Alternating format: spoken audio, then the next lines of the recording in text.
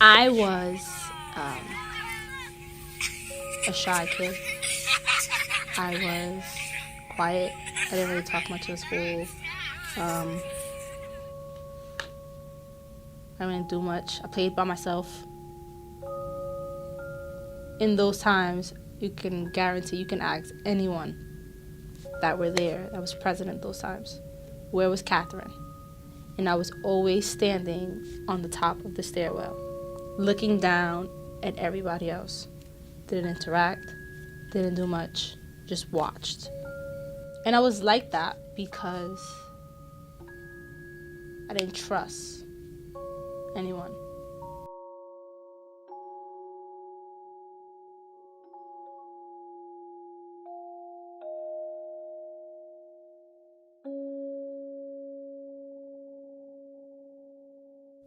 I am a teacher's assistant for the Board of Education of East Orange. Three Stages is my second crazy family, so this is home, this is comfort zone. I take in that role, whatever role I need to be at that time. That's what role. Sometimes I have to be a mother to these kids.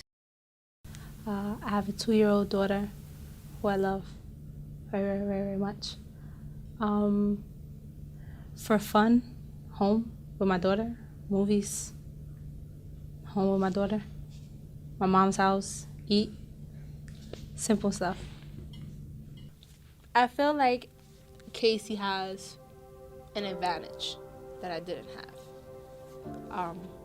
And I guess that's why she acts like me as the way I am as an adult now at 2.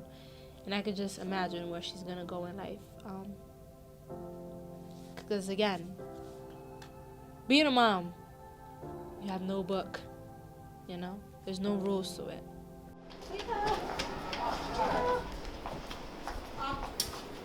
Not only am I an employee here, I'm actually a parent here, and I'm a psycho parent too. And Three Stages also does a good job with that.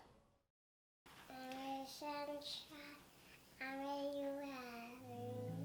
You are my sunshine, my only sunshine. You make me happy when skies are gray. You never know, dear, how much I love you. Please don't take my sunshine away. Yay!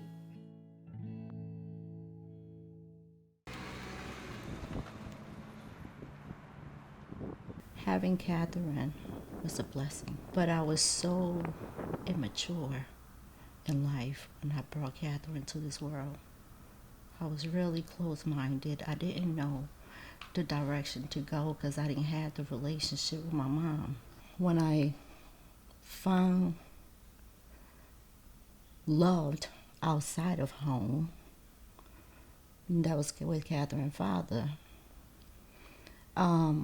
I felt safe.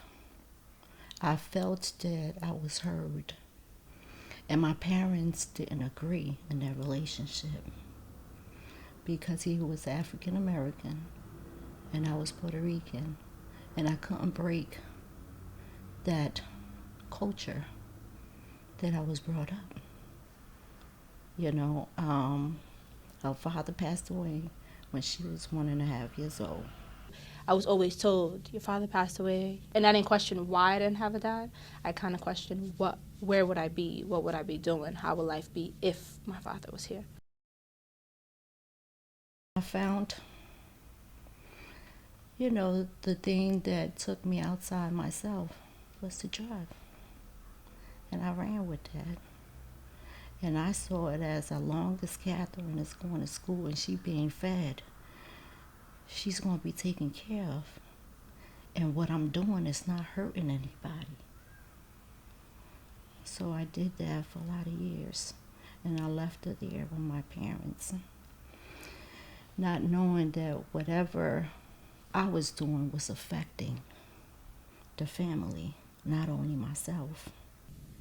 She wasn't really around too much emotionally. She was there physically, like mentally and emotionally. She wasn't there. My mother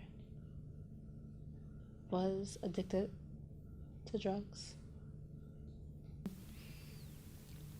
So I understood again, she was sick. I remember being on high, and she would not leave my sight. And I will go to sleep, and she would sleep, stay playing with her doll on the floor, watching me sleep. And I used to tell her, go downstairs and play with your cousin. And she said, no, they don't want to play with me. I was hurt. I remember her telling me, I'm gonna come right back. He didn't come back in like 3 days. But at that age, at 5 and 6 and 3, and I understood why. And I think that's what separates me from other people or other kids. Like, I understood. Like, I know she ain't coming back. And I know why she ain't coming back. And that's okay. Because when she do come back, I know it's going to be like she never left. I took what I can get. And I took what I had. So, if she was there for 15 minutes, I took 15 minutes. If she was there high, playing with me, I took it. I ran with it. And I cherished it.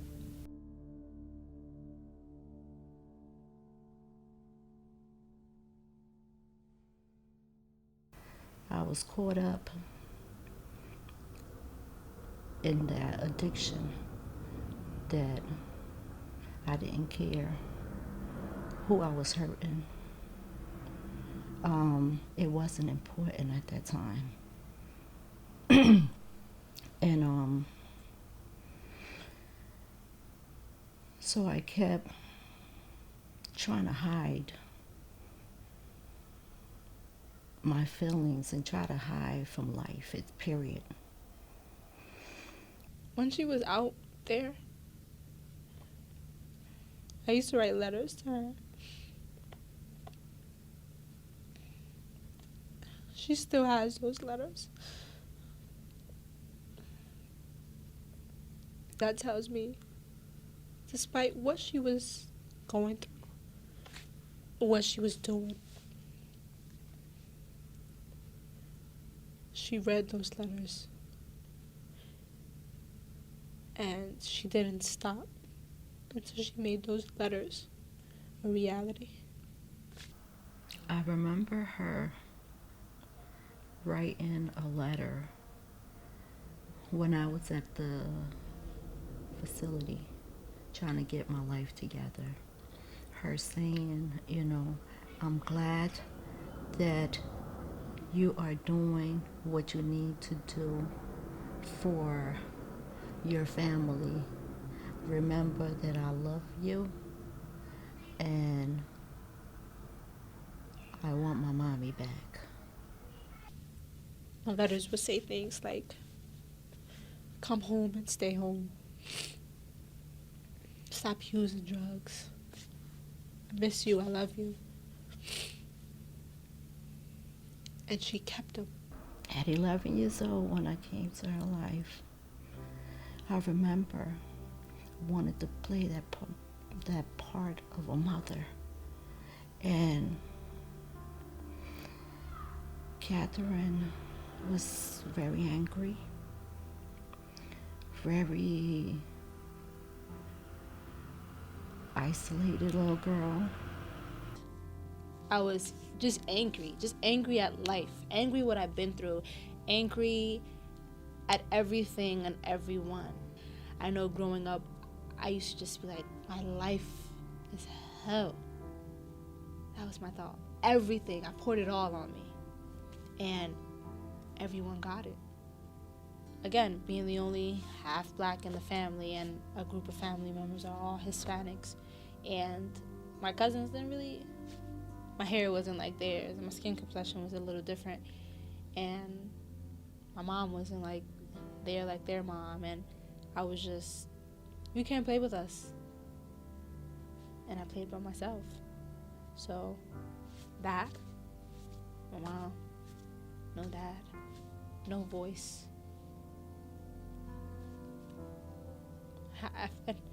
And I feel like I had every reason to be angry. I came to Catherine's life when she was 11 years old. Now, 11 years old, you have a mind of your own. You know, it was tough because now I went to detox, you know, I went to a program, and I'm trying to make better myself. And having a child that doesn't know you, really doesn't know you, because I lost the most precious moment of a child's life. It's when they're 3 years old and up.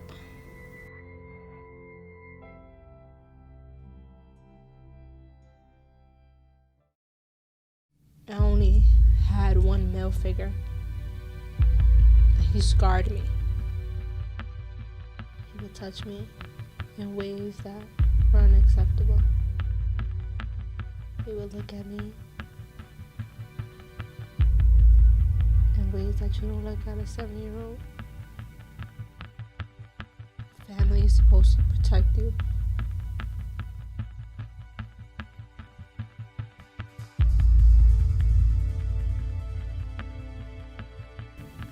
I remember trying to tell someone early on, like when it happened and I was conscious, and I'm not meaning I was conscious, but when I understood a little bit more what was going on, I remember trying to tell.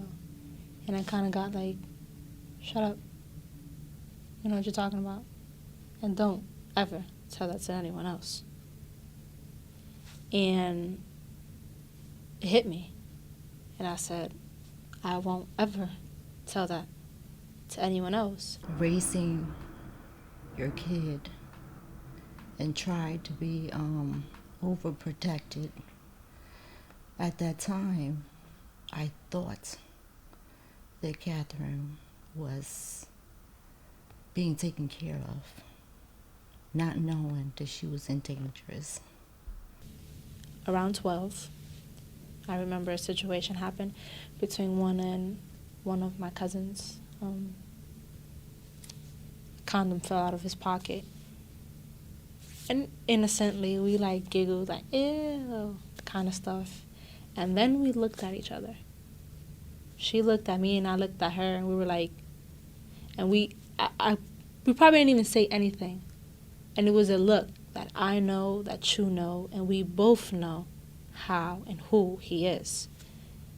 And that day, I remember we cried, and we were like, we got to stop this. We got to say something. And I was taught that whatever happened at home should stay at home. You know, and there was a lot of violence. My father, an alcoholic, raised, you know, in that situation. And I remember going up to my mom. And I was scared because what I know was, don't ever say that to anyone else.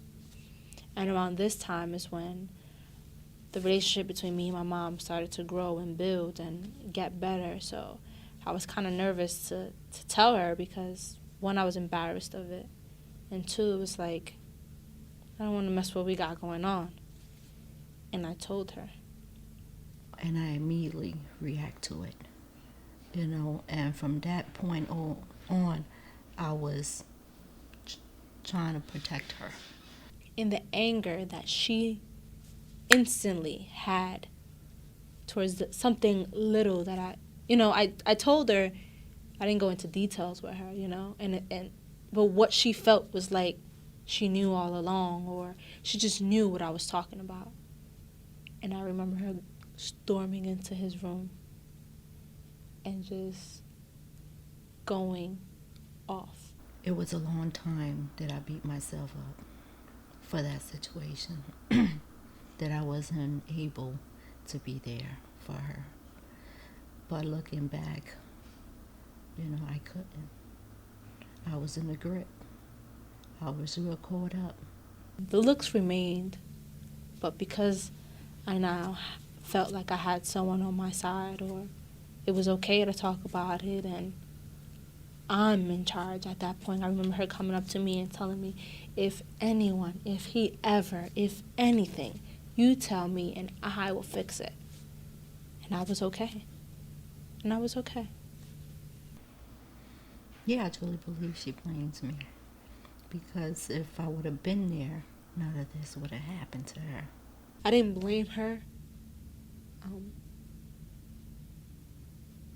The same way I probably wished my dad was there. I probably wish she was there. But I don't blame her. I don't blame her at all.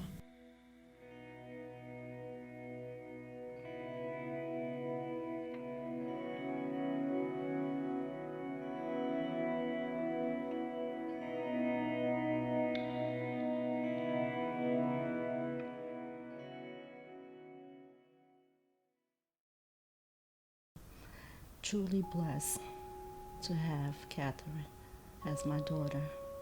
In spite of what we went through, our relationship have grown through all that. I know she wished she would have done better. Her past, my past, our past. It's right there in the past. Now as an adult, I understand that everyone has shortcomings. And I understand my mom's shortcomings. And listening to her story, I sit back and go, wow, you've been through all of that, And I respect her as a woman.